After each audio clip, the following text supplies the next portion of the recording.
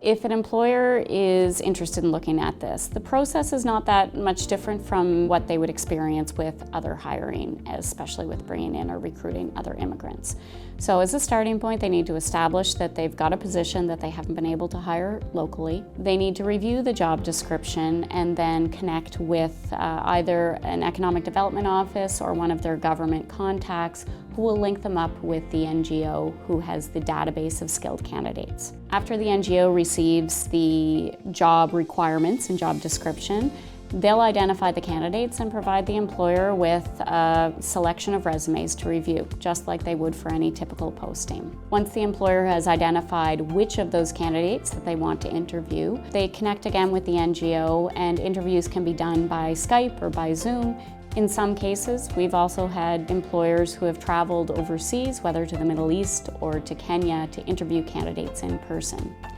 Once an employer has made the decision that they want to issue a job offer, they'll communicate that with the candidates, who will be supported by the NGOs in completing all of the necessary paperwork. Of course, then it's up to the provincial government and/or the federal government to decide whether or not those applications will be approved, and that process does take some time. But eventually, if the application is approved, the candidates will be notified, and then travel will be coordinated after that. Many of these candidates, especially in the healthcare sector, may be coming to lower level or entry level positions in the Canadian context, because it's possible that their credentials may not be recognized, either initially or maybe not at all. And so what we've done is had conversations with the employers about the importance of being clear with candidates about the expectations, about what the role that they're offering is and is not, and also having the conversation up front about whether there's an interest in upskilling or recredentialing when they arrive in Canada.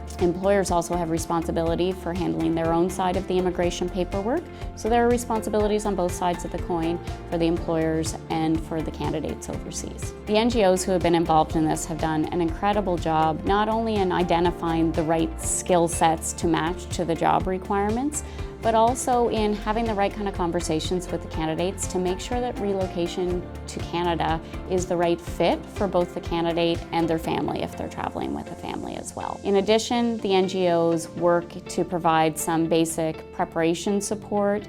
prior to the interviews for the candidates. They'll make sure that they've got access to the technology that they need to undertake the interviews, and then answer any questions that may come up with respect to the paperwork side of things. These NGO partners are working with all levels of government, provincially and federally, to make sure that we're thinking about the right things and that we're approaching this project in a way that will be not only successful in the short term, but sustainable in the long term.